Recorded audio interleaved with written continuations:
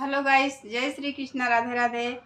और जितने हमारे दर्शक लोग हमारे चैनल से जुड़े हैं, तो आप सभी से कहना चाहती हूँ मैं कि आप सब सपोर्ट कीजिए। और एक ऐसा गीत लेके आई हूँ जो हम लोग बचपन में गाया करते थे और गा के सुना रही हूँ। और कैसा लगा तो आप लोग ज़रूर कमेंट में बताइए। आप लोग ऐसे ही चैनल पे बने रहिए। आइए मैं सुनाती हूँ। और काफ़ी दिन हो गया है उस गीत को हमको गाए, और अब गा रही हूँ। तो कैसा लगेगा आप लोग ज़रूर प्यारा सा कमेंट कीजिए। ऐसे ही बने रहिए चैनल पे, बहुत मज़ा आएगा। और जो बीच बीच में अगर कोई टूटियाँ हो रही है तो आप लोग प्लीज़ क्षमा कीजिए। आइए मैं सुनाती हूँ। सजना हाँ हाँ भैया सजना, हाँ हाँ सजना ताश खेलाई बैठक में मना चितलाई हो गई लेना। ओहे सजना हाँ हाँ भैया सजना, हाँ हाँ सजना ताश खेलाई बैठक में मन चितलाई हो गई लेना। बगल में बैठी कसायर संत कुमारी, जेवना जल्द करो तैयारी, जेवना जल्द करो तैयारी। जेवाई राम लक्ष्मण दोनों भाई, सीता चंवर डोलावैना, हो सीता चंवर डोलावैना। सजना हाँ हाँ भैया सजना, हाँ हाँ सजना ताश खेलाई बैठक में मन चितलाई हो गई लेना। हाँ हाँ मन चितलाई हो गई लेना। बगल में बैठी कसायर संत कुमारी, गेरुला जल्द करो तैयारी, गेरुला जल्द करो तैयारी।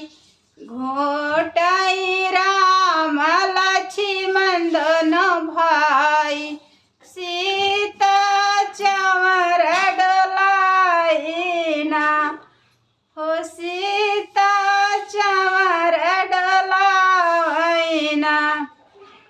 सजना हाँ हाँ भैया सजना, हाँ हाँ सजना ताश खेलाई बैठक में मना चितलाई हो गई लेना।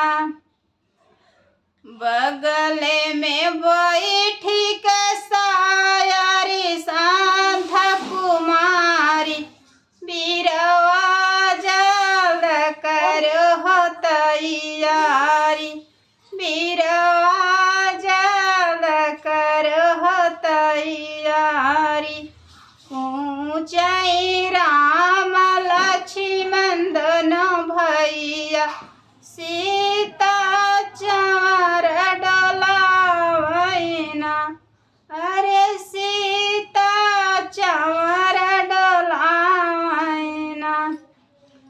सजना हाँ हो भैया सजना, हाँ हो सजना ताश खेलाई बैठक में मना चितलाई हो गई लेना। हाँ हो मना चितलाई हो गई लेना। बगल में बैठी कसायरी संत कुमारी, से जिया जल्द करहो तैयारी, से जिया जल्द करहो तैयारी। लेटाई राम